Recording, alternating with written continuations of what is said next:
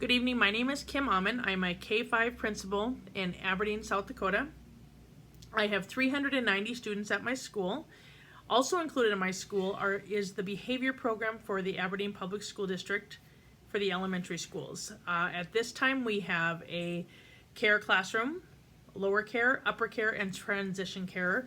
For a student to qualify to be in this program, they have to come out on their IEP as emotionally disturbed, and that is after rating scales that the parents and the teachers do, at least 3, and it has to be double pronged. So we need to see these type of behaviors in the home situation and at school. At this time, we have 3 classrooms, like I stated. The prime number for these classrooms would be 5 students, and there are 3 teachers in each classroom. And when they're in this classroom, we use the Boys Town model to teach them all of the social skills and the behavioral skills that at this point they're lacking. And the reason that they end up in the care classroom is because they are so disruptive to their own educational process and to those students who are with them in their classrooms. At this point, if a student has several behavior meltdowns or interactions to the point that they need to be sent home, we track those situations, and anytime they go over 10 suspensions, then we have an automatic meeting and we look at their placement to see if it is the best placement for them. I am entering into my 6th year at this school, and we have had several students who have had to be placed in residential treatment because of their behaviors, and because we do not have the manpower, the facilities to place them when they are having these meltdowns and they are physically aggressive towards staff, other students, and themselves. So when I was looking at the school budget this year, I noticed that we spent $150,000 to put these few students that we've had to put in the past in residential treatment.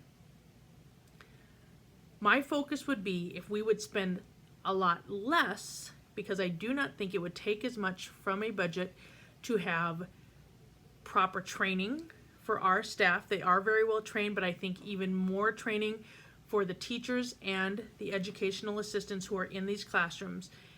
If we also had a big enough facilities where we had, we call them space rooms or thinking space, where students can go when they need to take a break, when they need to compose themselves, when they need to take sensory time, so that they can work through the things that they're feeling, come back and process. And part of the Boys Town model is that they would talk about the behavior that they chose, what results that they received from it, and then talk about the behavior that they should be doing in the future, practice it, so that we can constantly be working on those social skills, because the ultimate goal is for them to go back to the general population. So I'm proposing that if we spent, I would say, half to a quarter of that money on training for our staff, and that we would have more staff in our departments, that we would have less students that would have to go to residential treatment. Because when a student is having one of these meltdowns where their behaviors prevent them from being with the rest of their class, they always need to be supervised, and we would have to take a staff member out of their regular classroom or their care classroom to stay with them until they have calmed themselves, until they are ready to process, till they are ready to do whatever consequence was attached to that behavior, and then come back to the classroom.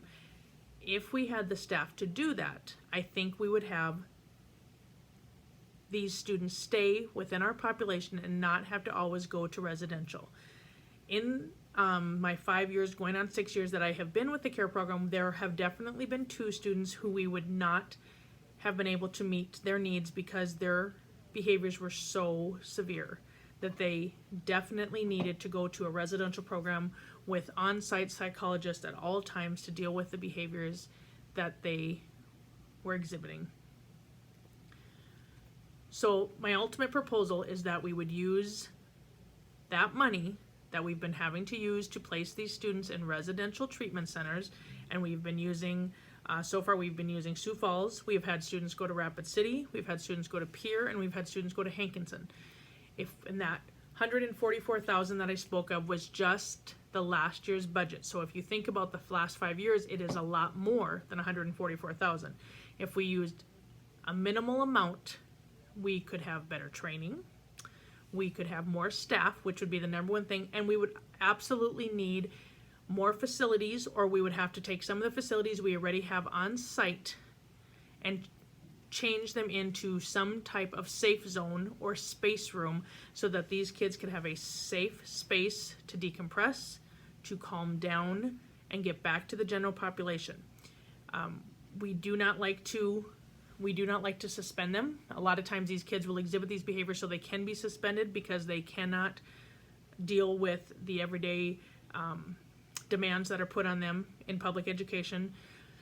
And that's one of the things we're very well aware of. But if we could have a safe space for them, the staff to supervise them, and the extended training to deal with all of these behaviors, I think we would save more money in the long run and keep it within our school and be putting our kids first. Thank you.